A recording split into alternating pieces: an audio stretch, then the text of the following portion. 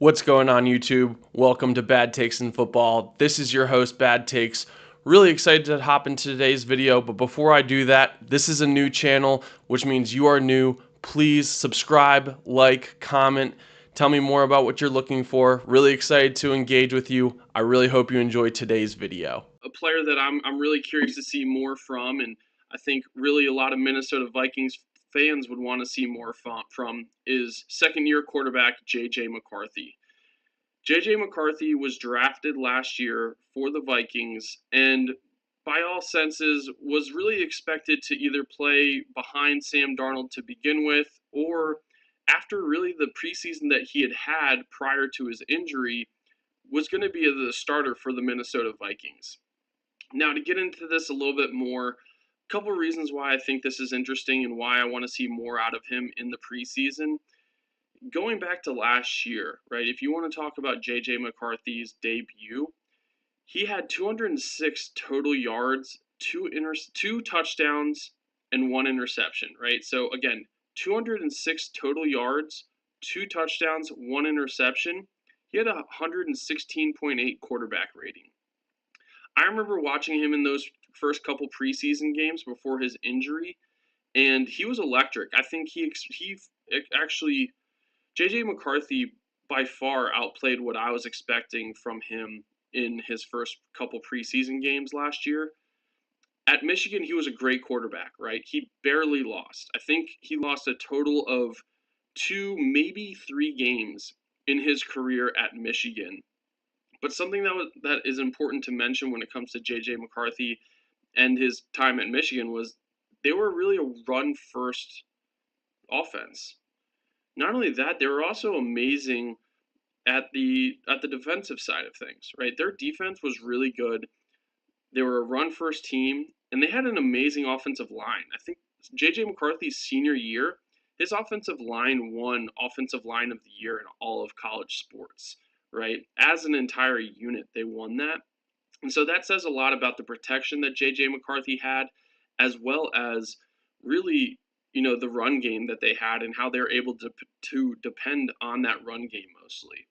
Now, we're obviously going off of very little from an NFL career, but again, like I said, he did have a really good preseason last year, all right? 206 total yards. There hasn't been a guy this year in the first week of the preseason, I think, that has gotten that from a quarterback perspective.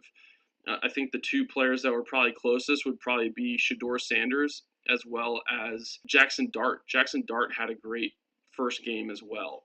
But J.J. McCarthy really needs to step it up this year because there isn't a backup plan right now, right? There isn't a Sam Darnold sitting there waiting to either start or be his backup that is a ready plug-and-play quarterback. And so the Minnesota Vikings are really depending on J.J. McCarthy.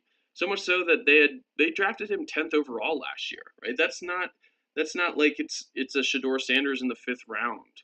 Okay, they really invested in J.J. McCarthy, and so this is his time to shine. I'm going to go over his first game stats and take this with a grain of salt because there's a huge difference between this year and last year and the expectations and also how much he played. I think that's a big part of this. Again, J.J. McCarthy in the preseason, he had a total of 30 yards and no touchdowns and also no interceptions, right? So right off the bat, you're not excited about those numbers, right? That's not something where people are talking about him after that game, right? It's an afterthought.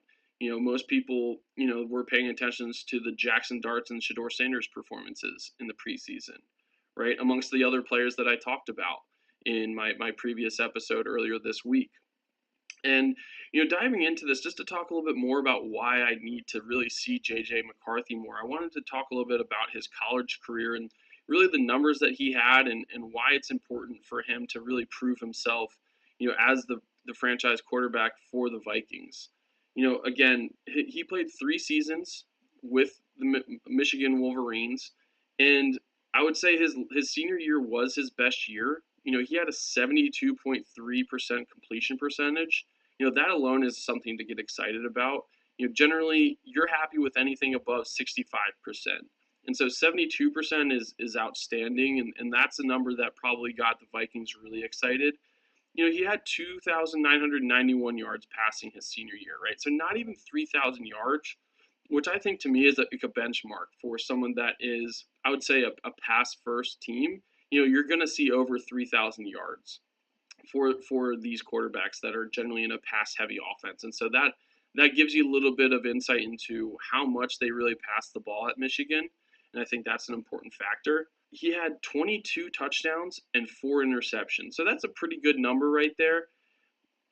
I would be happy with that from any sort of scouting or pro team perspective when looking at those numbers. You want someone that's going to be able to take care of the ball as well as score. And he did a pretty good job of that. And to really rally things up, he had 202 rushing yards for 3 touchdowns his senior year as well. And so again, pretty solid numbers, right? He was efficient. I think that's the word I would use to describe JJ McCarthy is efficient, right? He's not a gunslinger by any means. He's been able to throw the rock around a fair amount. One of his greatest highlights in the preseason last season was a pretty long throw. I think it was probably a 65-yard plus touchdown that he had. But again, that's generally been few and far between, especially in his college career, and that's really what we have to work from. And so again, that's a big reason why I want to see JJ McCarthy in the preseason. And I'll caveat this really quickly because I think this is also important to mention. But, JJ McCarthy did get injured last year. When you get season-ending surgery, generally after you're invested as much as you are as like a first-round pick and the first pick for the Vikings in this draft, you're going to be a little bit more conservative with them.